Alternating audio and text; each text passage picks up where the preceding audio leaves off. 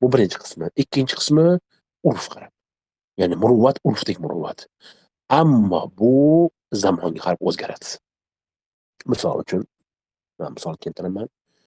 Salafda bosh kiyimsiz yurishlik ayb bo'lgan. Ayb bo'lgan. Tolibi ilm agar boshda hech nima bo'lmasa ayb hisoblangan. Lekin siz uni olib kelolmaysiz hozir bizning zamonga tatbiq qilib. Chunki biz zamonda bu oddiy bo'lib qolgan hozir.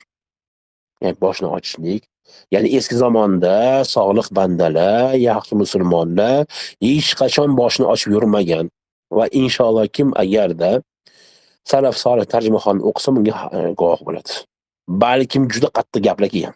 Unga ta'na qilishlik, uni ma'lumot qilishlik.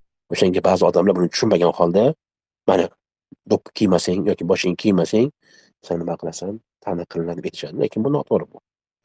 Bu xavar muruva, lekin o'z zamonining xavar muruvasi.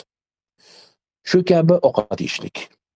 Ko'chada ovqat yeyishlik salafda bu ayblanib ayb bo'lgan.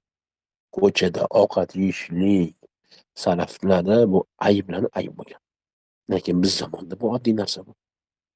Inson ko'chaga chiqib oshxonada yoki misol uchun restoranda borib ovqatlanishligi bu hozir zamonda bu. O'shanga demak ikkinchi qismi bu muruvvat urf qarab bo'ladi va bu o'zgaradi. Joyiga qarab o'zgarib boradi. Bunaqa barqaror emas bu. Ya'ni bu joyiga qarab,